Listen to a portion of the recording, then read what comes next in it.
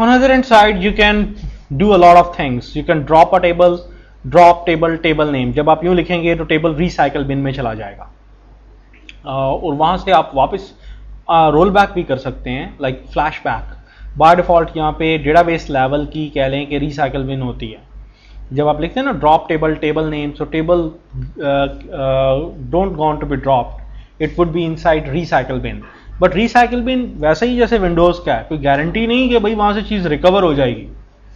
ठीक है, might be possible recover हो जाए, माइट बी पॉसिबल कि रिकवर ना हो. वो लेटर ऑन जब रिसाइकल बिन पढ़ेंगे ना तो उस वक्त बात करेंगे कि क्या ऐसे फैक्ट्स होते हैं जिसकी बेसिस पे आप कह सकते हैं कि रिसाइकल बिन डेटा कभी आपका रिटर्न बैक करेगी कि नहीं. ऐसा भी हो सकता है कि बड़े से बड़ा टेबल है, साल बाद आप फ्लैश बैक की कमांड लिखें, flash back table name to before drop, वो रिसाइकल बिन से वापस मिल जाए. और ऐसा भी हो सकता है कि बहुत छोटा टेबल हो, आप इवन हार्डली 1 सेकंड के बाद फ्लैश बैक की कमांड लिखें तो वो ना माने, क्योंकि recycle bin is not a, you can say a persistent area. वो तो किसी भी वक्त भी ओवरराइट हो सकता है, नो इशू एट ऑल. जी हाँ, बैकअप से या मिरर से कर सकते हैं, यस वो हो सकता है. ठीक है, और एक शिफ्ट डिलीट, जैसे किसी फोल्डर को शिफ्ट डिलीट करते हैं ना तो वो रिसाइकल बिन में नहीं जाता. तो अगर आप लिखते हैं ड्रॉप टेबल नेम पर्ज तो वो रिसाइकल बिन में नहीं जाएगा. ट्रंकेट टेबल नेम, ट्रंकेशन और डिलीशन में फर्क होता है. से अगर आपने एक टेबल बनाया, टेबल आपको पता है एक सेगमेंट होता है, सेगमेंट का अपना हेडर होगा. सेगमेंट किससे मिलकर बनता है? एक्सटेंट से वो 2 एक्सटेंट से मिलकर बना है, extent number 0 and extent number 1. हर एक का अपना अपना हेडर है. हर एक्सटेंट 4 ऑरेकल ब्लॉक से मिलकर बना हुआ है. ठीक है, 4 ऑरेकल ब्लॉक से मिलकर बना हुआ है, लाइक ब्लॉक नंबर 1 2 3 4. जी अस्सलाम वालेकुम, हेलो. अच्छा जी, 4 ऑरेकल ब्लॉक से मिलकर बना हुआ है. एंड से आप लिखते हैं जी डिलीट फ्रॉम टेबल का नाम, डिलीट फ्रॉम एम्प. तो क्या होगा, हर ब्लॉक के अंदर जितनी ऑरेकल रोज होंगी वो वॉश हो जाएंगी, लेकिन दोनों एक्सटेंट एलोकेटेड रहेंगे. हाई वाटर मार्क इधर लगा होगा, ठीक है, और 4 ऑरेकल ब्लॉक टेकअप करके बैठे होंगे. This one is delete. अगर आप डिलीट करके कमिट भी कर देते हैं तो एलोकेशन, जो स्पेस एलोकेशन हुई होती है ना, लाइक एक्सटेंट्स बने होते हैं, ऑरेकल ब्लॉक्स बने होते हैं, वो एज इट इज रहते हैं. लेकिन अगर आप लिखते हैं ट्रंकेट टेबल नेम तो फिर क्या होता है, तमाम एक्सटेंट्स, तमाम ऑरेकल ब्लॉक ड्रॉप कर दिए जाते हैं और पहले एक्सटेंट के ऊपर हाई वाटर मार्क आ जाता है और ये सारे ऑरेकल ब्लॉक्स एम्प्टी हो जाएंगे. आपका हाई वाटर मार्क भी पहले ऑरेकल ब्लॉक के ऊपर आया था और बाकी तमाम एक्सटेंट, चाहे वो बिलियंस एक्सटेंट्स हों, they gone to be washed. ठीक है, हाँ जी, डिलीट के केस में फ्रेगमेंटेशन बाद में उसकी श्रिंकेज का ऑपरेशन करना पड़ेगा, जबकि ट्रंकेट क्या होता है, वो ऑटोमेटिक तमाम वैल्यूज भी ड्रॉप करके आपके स्टोरेज स्ट्रक्चर भी ड्रॉप कर देता है. अनटिल अनलेस कि आप यहाँ पे लिखें प्रिजर्व स्टोरेज, अगर आप ये ऑप्शन यूज कर लें ना प्रिजर्व स्टोरेज, तो फिर वो जस्ट वैसे ही काम करता है ट्रंकेट जैसे कि डिलीट की कमांड काम करती है. प्रिजर्व स्टोरेज का मतलब है कि कोई एक्सटेंट्स ड्रॉप नहीं करने, कोई ऑरेकल ब्लॉक्स ड्रॉप नहीं करने, कुछ नहीं करना, सिर्फ रोज डिलीट करनी है. लेकिन बाय डिफॉल्ट प्रिजर्व नहीं होता. बाय डिफॉल्ट क्या होता है, ड्रॉप स्टोरेज. It's understood. अगर आप ये 2 कीवर्ड ना भी लिखें तो इट्स अंडरस्टूड के बाय डिफॉल्ट क्या होता है, drop storage. Drop storage means कि तमाम एक्सटेंट्स आपके ड्रॉप कर देगा, तमाम ऑरेकल ब्लॉक ड्रॉप कर देगा. टेबल के ऊपर अगर कोई कॉन्स्टेंट्स लगे हुए हैं, लाइक प्राइमरी की का, यूनिक का, आपको पता है कि इन 2 के ऊपर बी ट्री इंडेक्सेस बने होते हैं, वो इंडेक्सेस भी ऑटोमेटिक आपके ट्रंकेट हो जाते हैं. बट एक चीज याद रखिएगा, ट्रंकेट कभी भी रिसाइकल बिन में नहीं जाता. ये ऑपरेशन, इसको कभी आप पर्ज नहीं कर सकते, इसको कभी आप अंडू नहीं कर सकते. ड्रॉप को आप अंडू कर सकते हैं. ड्रॉप का फ्लैशबैक मेथोडोलॉजी इज देयर. अगर एक टेबल ड्रॉप हो गया, रिसाइकल बिन में चला गया, आपने पर्ज नहीं लिखा, सो you can write down flashback table name 2 before drop, तो वो रिसाइकल बिन से वापस रिकवर हो सकता है. बट ट्रंकेट ऐसा नहीं होता. Truncate is pure DDL. अब अगर डीडीएल है, डीडीएल चलने से पहले भी कमिट फायर करता है, चलने के बाद भी कमिट फायर करता है. जितनी भी डीडीएल ऑपरेशंस होते हैं, जितने भी डीसीएल ऑपरेशंस होते हैं, they are by default auto committed. Even के आप रॉन्ग स्टेटमेंट लिख दें, ठीक है, रॉन्ग स्टेटमेंट लिख दें, कि आप लिख दें ट्रंकेट टेबल एक ऐसे टेबल का नाम लिख दें जो है ही नहीं, एग्जिस्ट ही नहीं करता, और इससे पहले भी चंद एक डीएमएल स्टेटमेंट्स लिख दें, बाद में भी डीएमएल्स लिख दें. आपको पता है कि ये डीडीएल है, create drop alter rename truncate, 5 operation DDL है. ये क्या करेगा, चलने से पहले भी कमिट फायर करेगा तो जो ऊपर वाली डीएमएल स्टेटमेंट्स होंगी कमिट हो जाएंगी, और खुद ये ऑटोनमस ट्रांजैक्शन के तौर पे चलता है। इवन के रॉन्ग टेबल का भी नाम लिखा हुआ है तो आपने चलने के बाद कमिट फायर करेगा, चाहे एरर आ जाए कि जी टेबल और view does not exist. So that's why कभी भी डीडीएल या डीसीएल को डीएमएल के अंदर मिला के नहीं लिखते, एल्स ये होगा कि वो तो चाहे फेल हो या चले या नहीं चले, वो आपकी बाकी ट्रांजैक्शन कमिट कर देगा पकड़ के। सो डीएमएल को हमेशा सेपरेट लिखा करें, डीसीएल को हमेशा सेपरेट लिखा करें, डीडीएल को हमेशा सेपरेट लिखा करें अगर आपको अपनी ट्रांजैक्शन के फ्लोज खुद बनाने हैं, ठीक है। और अगर आपको जिसे कहते हैं R&D करनी है, रिसर्च करनी है अच्छी खासी, ठीक है, बैठ के वेले टाइम में, तो फिर ऐसी हरकतें करें, फिर आपका जनरल नॉलेज खासा अपडेट होगा। बुरा वक्त आया तो सीवी भी अपडेट हो जाएगा, जनरल नॉलेज के साथ साथ दोनों चीजें अपडेट हो जाएंगी।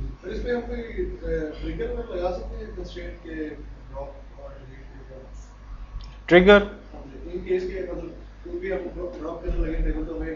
आ जाएगा, यस लगा सकते हैं। These are called DDL triggers, वो डीडीएल ट्रिगर्स कहलाते हैं। आजकल सिर्फ डीएमएल ट्रिगर्स ही नहीं है, डेटा डेफिनेशन लैंग्वेज के ट्रिगर्स भी हैं, डेटाबेस स्टेट के भी ट्रिगर हैं, डीडीएल ट्रिगर भी हैं, डीएमएल ट्रिगर्स भी हैं, डेटाबेस लेवल के ट्रिगर्स भी हैं, बैकअप रिकवरी के भी ट्रिगर्स हैं।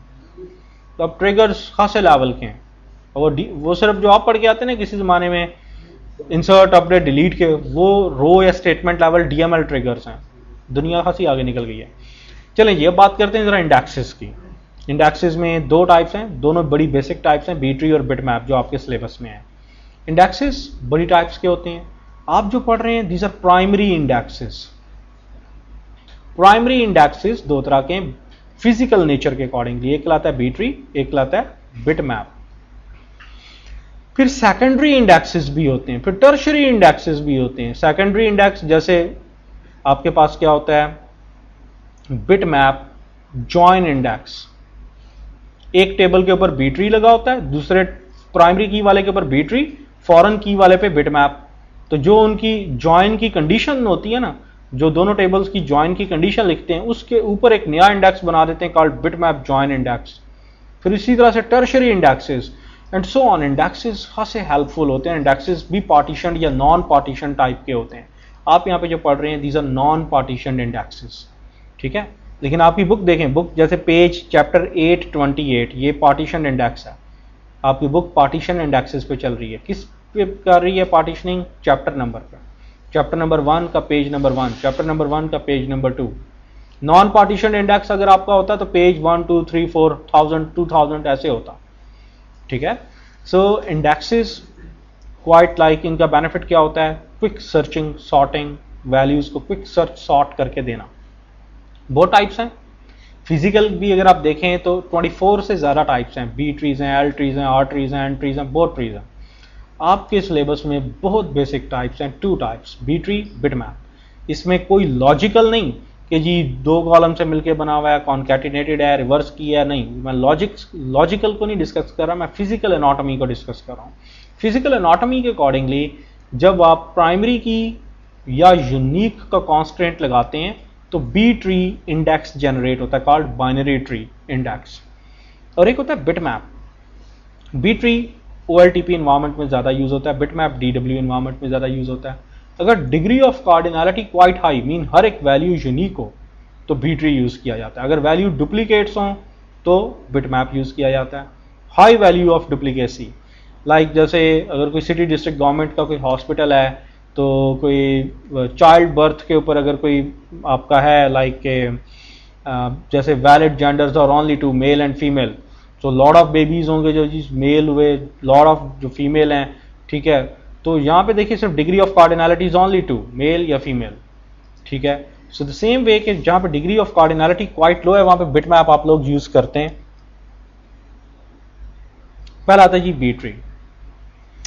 बी ट्री यूज हम कहाँ पे करते हैं? बी ट्री को मोर और लेस जहाँ पे आपको quick and perfect value scan करनी हो, सिर्फ टेबल का 2 to 4% या लेस देन 2 to 4% स्कैन करना हो, अब परफेक्ट वैल्यू देते हैं। Select asterisk from M where M ID बताते हैं 112156, दिस वन पूरा क्लॉज देते हैं आप पूरे का पूरा।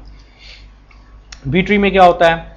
This one is also segment इसका अपना सेगमेंट हेडर होता है, इसका अपना एक्सटेंट होता है, लाइक फर्स्ट एक्सटेंट है, एक्सटेंट ओरेकल ब्लॉक से मिलकर बना हुआ है। पहला ओरेकल ब्लॉक रूट ब्लॉक है, अगले ओरेकल ब्लॉक्स इसके ब्रांच ब्लॉक्स हैं, उससे अगले ओरेकल ब्लॉक्स शायद जो अगले एक्सटेंट्स में हो, these are leaf Oracle blocks, वो लीव ओरेकल ब्लॉक्स हैं। अगर आप फिजिकल स्टोरेज के अकॉर्डिंगली देखें तो आपको ऐसे नजर आएगा। अगर आप सेमांटिक्स के अकॉर्डिंगली देखें तो यहाँ पे आपको यूँ दिखाया गया कि जी रूट ओरेकल ब्लॉक है। रूट ओरेकल ब्लॉक में भी लाइक ब्लॉक का हेडर होगा, नीचे रोज होंगी, दरमियान में फ्री स्पेस होगी। इन रोज में क्या पड़ा हुआ है? मेटा डेटा, किसका, कि कितनी ब्रांचेज हैं, किधर किधर हैं। ब्रांचेस के अंदर भी ये भी एक ब्लॉक है, इसमें किसका डेटा पड़ा हुआ है? लीव्स का। तो डेटा आपका किधर है? लीव्स के अंदर। इसको बी ट्री क्यों कहते हैं? बाइनरी ट्री के हर रूट की इनिशियली 2 ब्रांचेज होती हैं, हर ब्रांच के इनिशियली 2 लीव्स होते हैं। जब पहला लीव ग्रो करता है तो स्प्लिट अप होता है 2 लीव्स में, जब दूसरा लीव ग्रो करता है वो स्प्लिट अप होता है 3 में, एंड सो ऑन। ये right hand side growth algorithm use करते हैं। बाइनरी ट्री क्यों बनाया जाता है? They are highly sorted, ascending descending जिस ऑर्डर में भी करना है हाईली सॉर्टेड होते हैं। रूट को पता होता है मेरे अंडर कितनी ब्रांचेस हैं, किधर हैं। ब्रांचेस को पता होता है लीव्स कितने हैं, किधर हैं। लीव्स के अंदर पता होता है कि वैल्यूज किस ऑर्डर में सॉर्टेड पड़ी हैं। तमाम लीव्स आपस में डबली लिंक लिस्ट होते हैं। अगर एक लीव नोड को देखें तो लीव नोड का हेडर होता है, ठीक है, और वो ओरेकल रोज से मिलकर बना होता है। इसकी ओरेकल रो को इंडेक्स एंट्री कहते हैं, इसकी रो को हम ओरेकल रो नहीं कहते। ये जो इसके अंदर रो पड़ी होती है इसको क्या बोलते हैं? Index entry.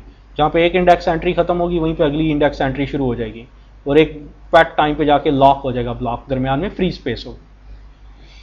अब इसकी इंडेक्स एंट्री को देखें तो इंडेक्स की एंट्री में क्या होता है? रिस्ट्रिक्टेड रो आईडी। रिस्ट्रिक्टेड रो आईडी छोटा रो आईडी होता है, जो रेगुलर रो आईडी होता है वो 18 कैरेक्टर्स का होता है, ये जो होता है ये 12 कैरेक्टर्स का होता है। देन फिर क्या होता है जी? Key column length and key column data. अगर आपका से एक टेबल है, I have a table of employ,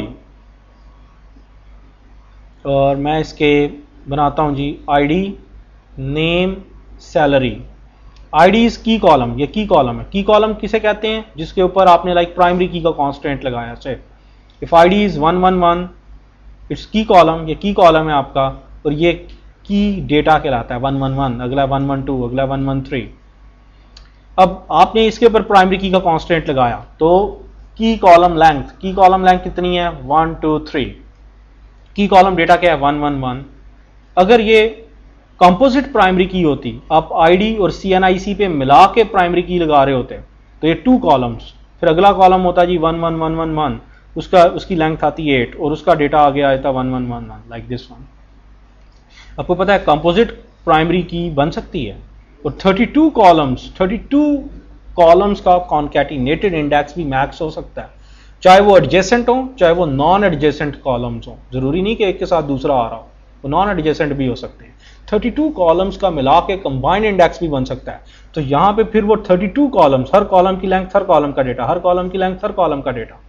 लेकिन हमारे पास यहाँ पे क्या है? यहाँ पे एक कॉलम, लाइक हमने सिर्फ आईडी पे लगाया है, तो आईडी की 1113 लेंथ है, और 111 जो डेटाबेस कैरेक्टर सेट है उसको यूज करके डेटा स्टोर हो जाएगा। और आगे क्या स्टोर होगा? This one is pointer to the data. जैसे आपकी बुक में होता है ना, टॉपिक है जी इंडेक्स। इंडेक्स किस पेज पे है? चैप्टर नंबर 8 के 30th पेज पे। तो चैप्टर नंबर 8 का 30th पेज ओपन करो, वहां पे आपको कौन सा टॉपिक मिल जाएगा? इंडेक्स का। जैसे स्लाइड पे देखें 8-30 लिखा हुआ है, तो इसका ये जी pointer to the data which is what? Row ID. Row ID जहां पे सैलरी, एड्रेस। अब डेफिनेटली आपको बताया कि अभी तो आप इंडेक्स बना रहे हैं, अब इंडेक्स की इस इंडेक्स एंट्री के अंदर रो आईडी के जहां पे ये बाकी पूरी रो सेव है, टेबल मीन टेबल एक सेगमेंट है, उसके अंदर इंडेक्स है, सॉरी उसके अंदर एक्सटेंट है, उसके अंदर ओरेकल ब्लॉक है, जिस ओरेकल ब्लॉक में ये रो सेव है ओरिजिनली, उस रो का रो आईडी यहां पे लिखा हो।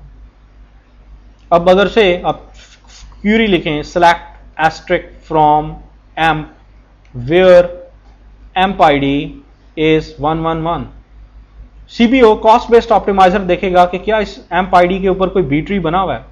अगर बी ट्री है तो फौरन स्कैन करेगा, रूट फौरन ब्रांच, ब्रांच फौरन लीव, और लीव फौरन उस इंडेक्स एंट्री पे पहुंचेगा जहां पे उसको डेटा 111 मिल जाएगा।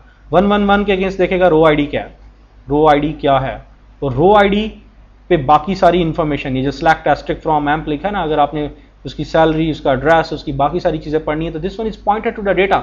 जिस ओरेकल ब्लॉक में ये रो पड़ी हुई है ये उस रो का आईडी है, तो फौरन वो उस ओरेकल ब्लॉक में चला जाएगा, उस रो पे चला जाएगा और वहां से बाकी सारा डेटा जाके पढ़ लेगा।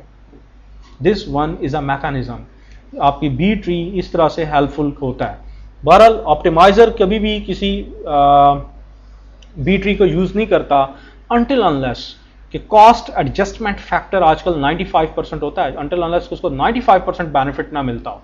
अगर 95% बेनिफिट मिलता है स्कैनिंग में तो फिर वो उसको यूज करता है, एल्सो उसको यूज नहीं करता। ये डिफॉल्ट मैकेनिज्म है। बहरहाल आप इन पैरामीटर्स को इंक्रीज डिक्रीज कर सकते हैं, इट्स अप टू यू। सो ये वो मैकेनिज्म है कि आप क्वाइट क्विकली किसी भी डेटा को स्कैन करना है। लेकिन अब ये सीक्वल स्टेटमेंट पे भी डिपेंडेंट है। अगर मैं लिख दूं वेयर एम्प आईडी लाइक और लंबे चौड़े आगे वाइल्ड कार्ड लगा दूं, उसे पता चल जाएगा जी 2 to 4% नहीं है तो मुझे 10% टेबल स्कैन करना पड़ेगा, तो वो सीक्वेंशियल कर लेगा, रो आईडी की बेस पे कर लेगा, उसको ये इंडेक्स पढ़ने की जरूरत नहीं है। और index these are quite beautiful. ये ऐसा नहीं होता, आम इंडेक्स में होता है कि अगर आपने एक लीफ से दूसरे लीफ पे जाना है तो पहले ब्रांच पे जाएं, रूट पे जाएं, फिर अगली ब्रांच पे जाएं। ये डबली लिंक लिस्ट होते हैं। इसमें रिवर्स प्रिडिक्शन, फॉरवर्ड प्रिडिक्शन, आप एक लीफ से डायरेक्ट जंप लगा के लास्ट लीफ पे जा सकते हैं, लास्ट लीफ से आप मिड में जा सकते हैं, यू कैन डू एनीथिंग। सो ये खासा रोबस्ट डेटा स्ट्रक्चर है और ये आपकी 1 ट्रिलियन वैल्यूज भी हो तो it would take not more than 3 CPU pass. ये 3 सीपीयू पास सिर्फ टेकअप करता है 3 ट्रिलियन वैल्यूज के अंदर भी, और क्वाइट इफेक्टिव आपका डेटा स्ट्रक्चर है। लेकिन बहरहाल सीक्वल स्टेटमेंट लिखने वाली स्टेटमेंट पे भी डिपेंडेंसी है कि क्या वो इंडेक्स को यूज करेगा नहीं करेगा। बहरहाल इंडेक्स इज देयर। दूसरा आता है जी बिटमैप। बिटमैप भी सेम ऐसे ही होता है, ब्रांच रूट होती है, रूट में ब्रांचेज होती हैं, ब्रांचेज में लीव्स होते हैं, लीव नोड्स होते हैं। हाँ, यहाँ पे क्या होता है कि जो लीव ऑरेकल ब्लॉक है ना, इसके हेडर में एक स्पेशलाइज्ड थिंग सेव होती है जिसे हम बोलते हैं बिटमैप।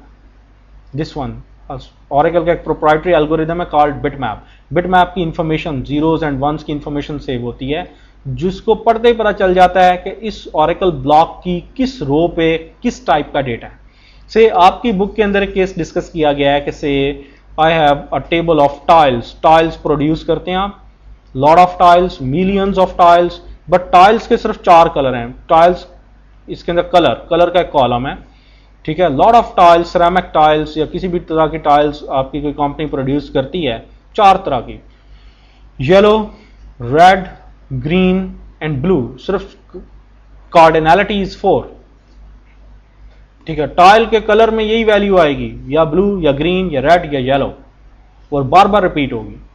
सो बिटमैप यूज भी वहां पे होता है जहां पे डुप्लीकेट वैल्यूज हो, जहां पे डिग्री ऑफ कार्डिनैलिटी या यूनिकनेस बहुत कम हो, like 2, 3, 10, 128, 256, 512, not more than that।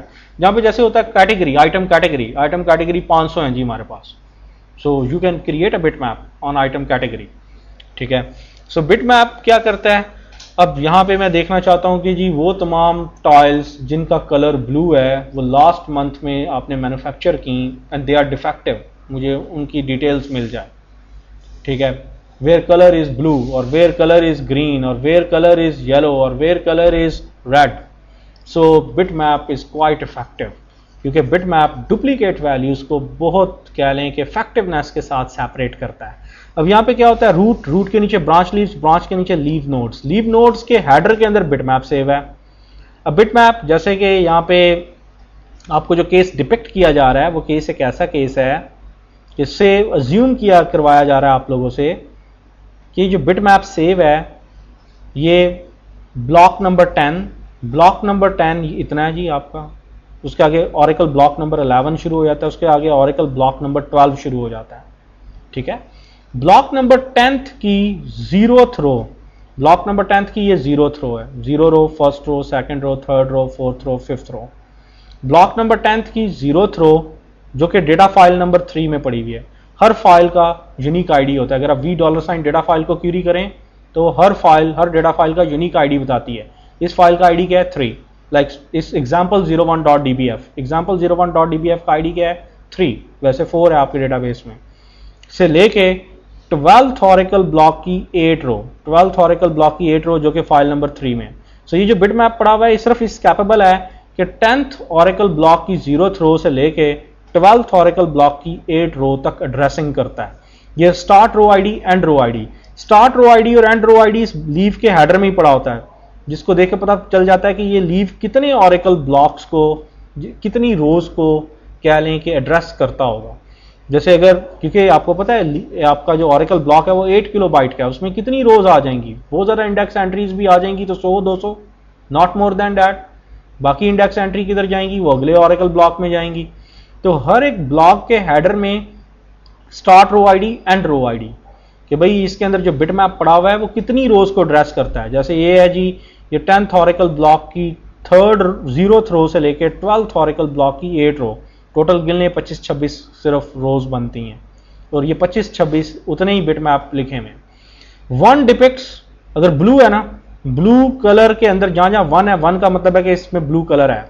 Like 10th oracle block की 0th रो पे ब्लू कलर है, आगे 2nd 3rd 4th पे नहीं है, 5th पे दोबारा ब्लू कलर है, 1 2 3 4 5, 5th पे दोबारा ब्लू कलर है। उसके बाद 6 7 में नहीं है, 8 पे दोबारा है, 6 7 में नहीं है, 8 पे दोबारा ब्लू कलर है। This one is a mechanism. 1 depict करता है कि अगर ये ब्लू के हेड में सेव है तो ब्लू कलर है, अगर ये ग्रीन के लिए है तो ग्रीन का मतलब है कि यहाँ पे ग्रीन कलर है, रेड है तो रेड में 1 डिपिक्ट के यहाँ पे रेड कलर है, येलो के अंदर 1 डिपिक्ट के इधर येलो कलर है। लेकिन जब आप इसको पढ़ते हैं ना तो पढ़ेंगे like this one, vertical.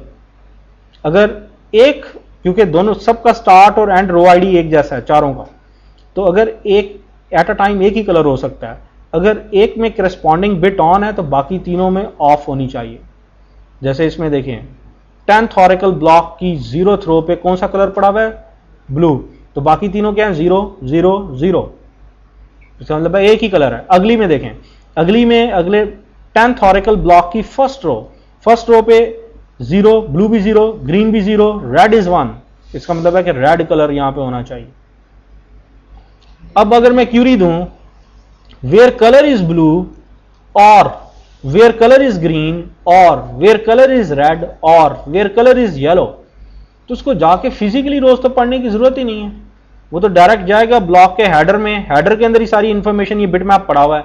Blue में जाएगा जिधर जिधर 1 1 आएगा वहां पे सारी रोज आपको निकाल के दे देगा, ग्रीन में जाएगा जिधर जिधर 1 आएगा वो सारी निकाल के दे देगा, रेड में जिधर जिधर 1 आएगा सारी निकाल के दे देगा। So it's meta data scanning, और इसके लिए बिट मैप जब बनता है तो it would take a lot of memory, lot of resources, वो लॉट ऑफ सॉर्ट स्पेस इसको चाहिए होती है जहां पे वो पहले वैल्यू सॉर्ट करता है।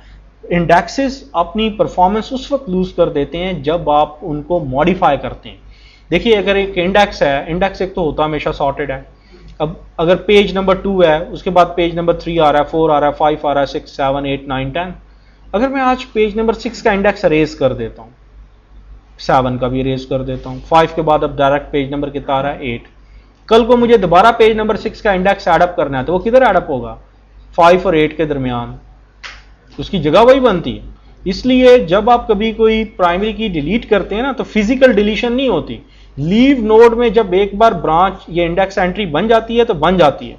जब आप कल को वो रो डिलीट कर देते हैं तो वो जगह एम्प्टी छोड़ दी जाती है। रीजन, क्योंकि कल को दोबारा अगर वही वैल्यू आपने दी तो सॉर्टिंग के अकॉर्डिंगली उसकी पोजीशन वही बनती है।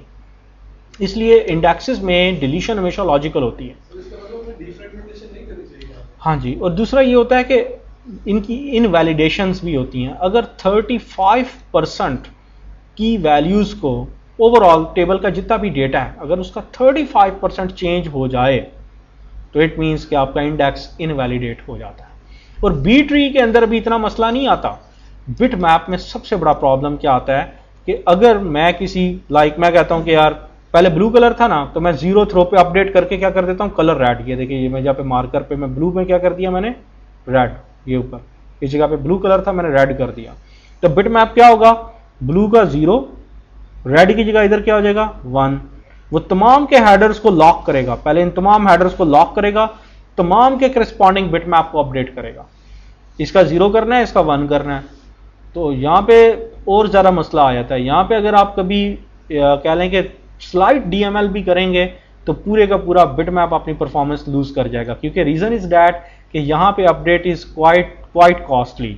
उसने सिर्फ एक ब्लॉक को नहीं लॉक करना, उसे सबको लॉक करना है, सबके लॉक करके सबके बिट मैप को अपडेट करना है। अब जैसे देखिए मैंने सिंपल क्या किया, यहाँ पे ब्लू था मैंने सिर्फ रेड किया, तो उसने इन सबके हेडर्स को लॉक करके सबका बिट मैप अपडेट किया, इसको 0 किया, इसको 1 किया। ठीक है, so this one is a mechanism. बहरहाल बिट मैप डीडब्ल्यू के अंदर बहुत ज़्यादा हैविली यूज होता है और हर एक के अपने अपने बेनिफिट्स हैं। अगर आप लॉजिकल टाइप देखें तो unique indexes, reverse key indexes, composite indexes, compress indexes, function based indexes, ordered indexes, so many types of indexes are there. If you want to create index, जैसे देखिए हमारे केस में B tree तो बन गया जब मैंने प्राइमरी की का कांस्टेंट लगाया था, ठीक है ना. तो से टेबल्स हैं, तो अमान स्कीमा का क्या टेबल बनाया था, माई टेबल.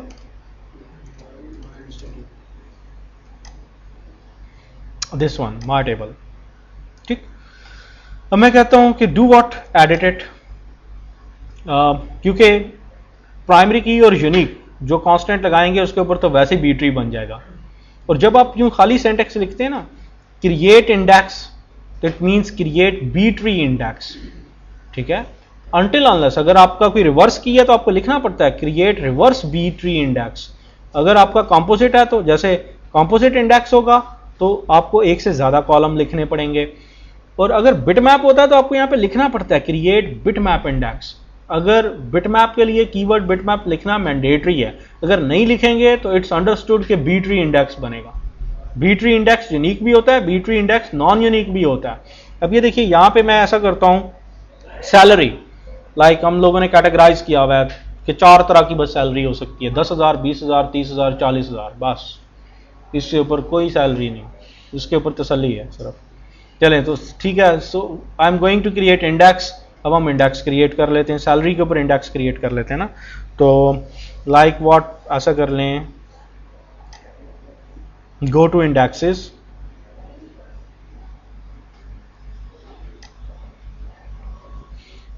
ओहो गई जी, लो भाई सर्वर भी गया, बंद हो गया, सब कुछ ही बंद हो गया.